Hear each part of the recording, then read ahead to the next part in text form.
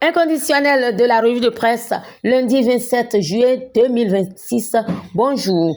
Le Delta Wadayi rehausse de sa présence le festival des masques. À l'instar du journal Le Delta, tous les médias ont suivi le président à Porto Novo. Au dit de Le Soleil, Bénin Info, Romuald Wadayi magnifie le patrimoine culturel du Bénin. Il réaffirme ainsi son engagement pour la promotion de la culture béninoise. Le matin placade à sa manchette.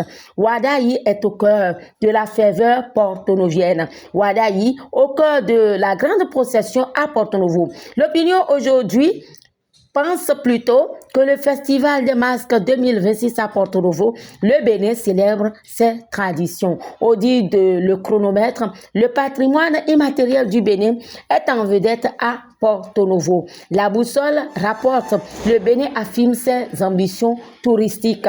Pour le témoin Actu, c'est le patrimoine immatériel du Bénin qui est célébré en apothéose sous le regard du président Romuald Wadayi. Porto Novo toujours dans quelques jours, l'installation du Sénat avec Palabre au quotidien. Sachez que les 25 membres sénateurs préparent leur entrée officielle. Le meilleur confirme le Sénat officiellement installé jeudi prochain à Porto Novo. L'opinion aujourd'hui relève les derniers réglages avant la cérémonie. Amis de la plume et du papier, la diaspora au Congo, nous en parlons avec le témoin Actu qui s'est rendu avec le président de l'Assemblée nationale, Joseph Djogbenou, au Congo.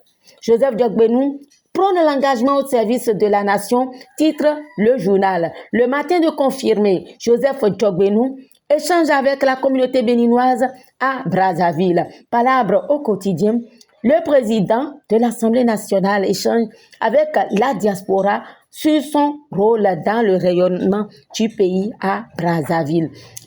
Toujours avec nous, Libération est témoin des échanges entre Romuald Wadayi et Shettima. Les deux personnalités renforcent le partenariat entre Cotonou et Abuja, informe Libération. Selon le matin, le Nigeria veut s'inspirer de l'expérience de la GDIZ.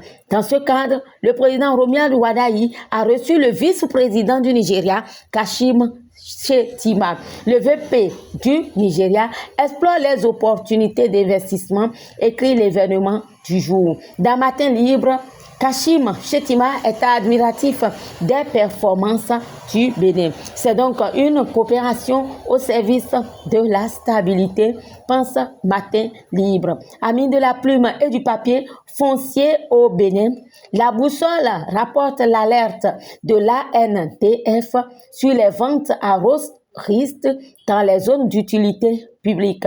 L'ANTF met en garde contre les ventes inutiles. Et puis, achat de parcelles, parlons également logement.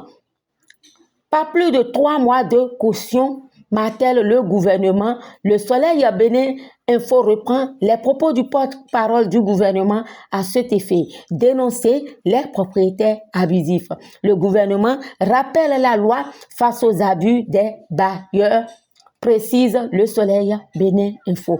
Amis de la plume et du papier, bonne nouvelle pour l'agriculture. Nous le lisons à la manchette du journal Le Chronomètre. 20 000 hectares de terres dégradées qui seront bientôt restaurés pour une agriculture plus performante. Dans 2-3 jours, le 1er août, le meilleur titre, le 1er août, la fête nationale placée sous le signe de l'Union. Rendons-nous dans la sous-région. Le journal Afrique de TV5 Monde informe. Dakar 2026 accueille les JO de la jeunesse. Les Journées olympiques de la jeunesse.